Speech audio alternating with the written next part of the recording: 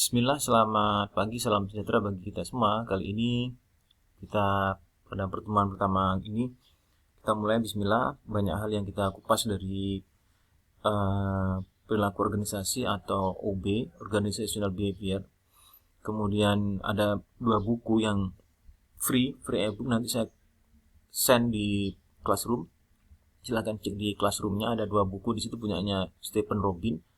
Bukan Robin Williams. Kalau Robin Williams itu penyanyi sama artis. Kalau Stephen Robin itu pengarang buku yang sangat populer selama dekade ini. Namun saya pakai punya bukunya Lowry, dekatnya Rel ini Lowry, bukan ya, Lowry Mullins. Kenapa saya pakai bukunya Lowry Mullins? Karena shifting, perubahan, dan banyak dari mereka akademisi yang menggunakan yang sebelumnya itu sekitar ratusan ribu yang menggunakan Stephen Robin, namun mayoriti sekarang pindah ke punyanya Lowry Mullins.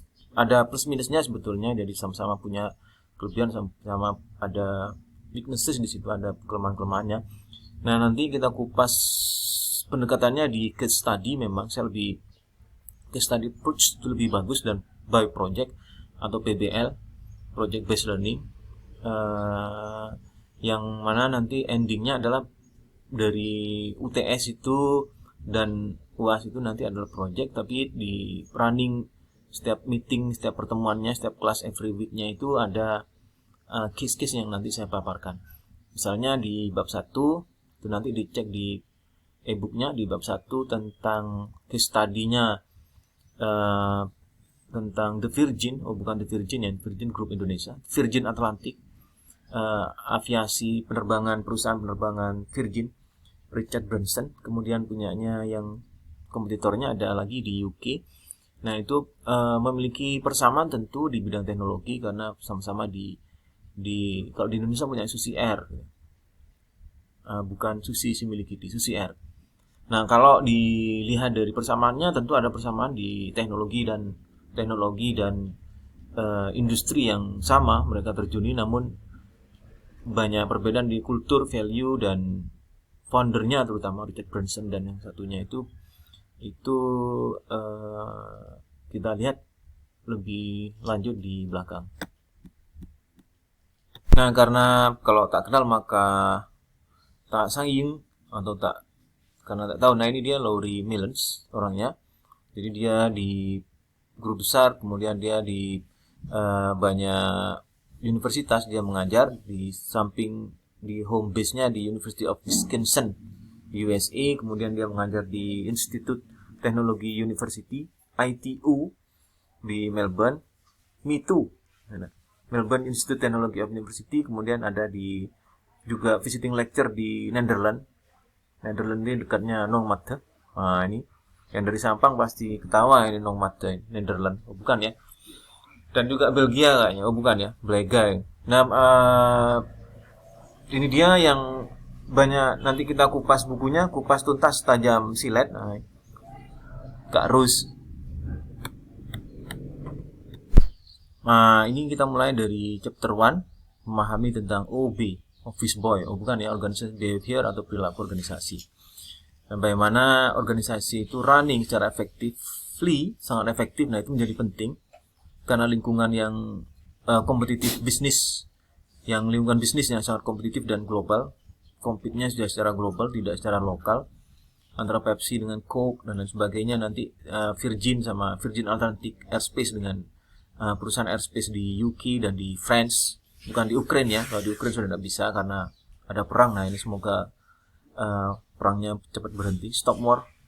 Kemudian penting untuk memahami bahwa tentang pengaruh-pengaruh dari perilaku itu yang paling besar di organisasi itu apa saja. Misalnya caring, kemudian kindness, kemudian sifat responsif dan lain sebagainya. Tiap perusahaan tentu memiliki behavior organizational yang berbeda-beda.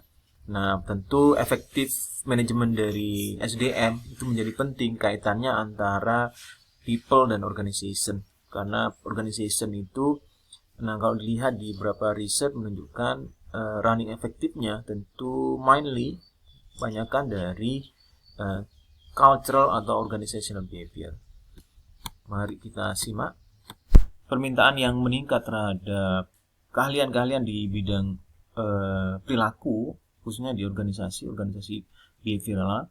Jadi tidak hanya untuk technical skill alone. Skill itu ada dua, ada skill kiri atau skill kanan, itu skill ya.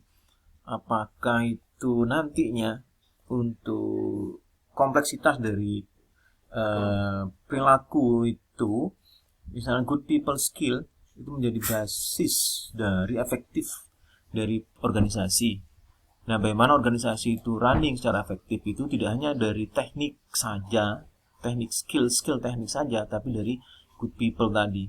Sehingga kita di sini tidak salah untuk mempelajari tentang yang salah itu pemain MU ya, bukan pemain MU ya, tapi pemain di mana itu yang Muhammad Salah. Jadi di organisasi behavior itu sendiri, ilmu yang pelajari tentang perilaku orang di dalam organisasi, organizational lingkup di organisasi. Kenapa? Karena dia dalam konteks interaksi antara orang dengan organisasi tentu memberikan perilaku yang beda tentu, atau bisa sama, bisa beda, atau bisa ada irisan ya, kadang beda, kadang sama antara perilaku secara individu dan perilaku secara organisasi.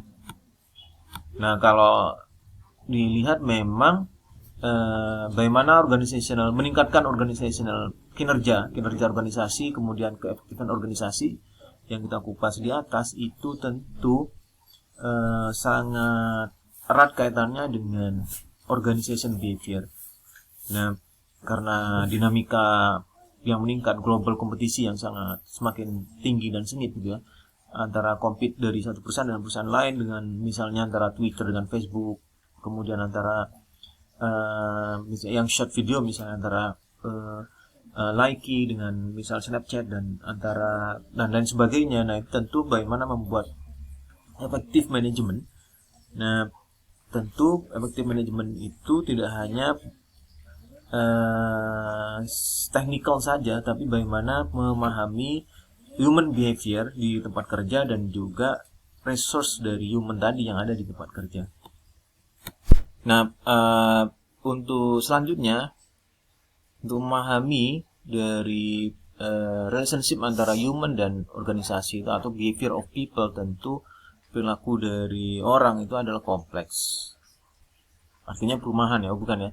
Jadi memahami itu kenapa kompleks? Karena multidisiplin atau interrelationship multidisiplin, overlap antara satu bidang ilmu dengan ilmu yang lain. Yang di situ ada 3 disiplin ilmu yang sangat related, sangat terkait, yaitu psikologi, sosiologi, dan antropologi.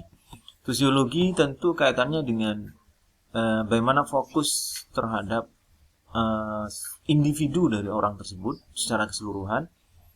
Misalnya untuk persepsi, sikap, motif, misal kenapa dia motif di kerja itu sangat luar biasa, kemudian sikap dia di tempat kerja itu misalnya sangat peduli, sangat loyal, sangat integritas. Nah, itu adalah secara psikologi atau psikologikal. Kemudian yang kedua adalah sosiologi, itu lebih luar lagi, broader emphasize, jadi penekanan yang lebih luas lagi tentang struktur sosial. Misalnya, sambil contoh struktur sosial itu bagaimana di lingkungan masyarakat, kemudian apakah dia menjadi perannya, role-nya sebagai RT atau dan sebagainya, RW. Kemudian yang berikutnya antropologi tentu lebih luas, human behavior, mempelajari human behavior secara lebih luas, yaitu mengikuti tentang sistem kultur di Ukraina misalnya, karena lagi hangat Ukraina dengan Rusia tentu sangat berbeda, karena Rusia ini adalah sistem pemerintahannya, negaranya tentu yang berbeda dengan demokrasi yang ada di Ukraina. Kemudian keyakinan, custom, kebiasaan-kebiasaan, misalnya di Jawa dengan di misalnya non Jawa gitu ya, atau di Indonesia dengan di Malaysia, walaupun sama-sama Melayu tapi memiliki custom yang beda-beda, atau besa-besa gitu katanya Nur Azizah. Oh, bukan ya. Nah, tentu dari multidisiplin ilmu itu kompleksitas ini yang nanti kita pelajari sampai tuntas, memahami betul bahwa kenapa kita belajar tentang perilaku organisasi dan kenapa penting, karena menurut Lowry tadi, keberhasilan dari perusahaan, efektivitas manajemen perusahaan itu tidak hanya berdasarkan technical skill, tapi juga bagaimana tentang relationship antara human dengan organisasi. Ini yang video 1 dulu, nanti kita lanjut ke video berikutnya. Terima kasih.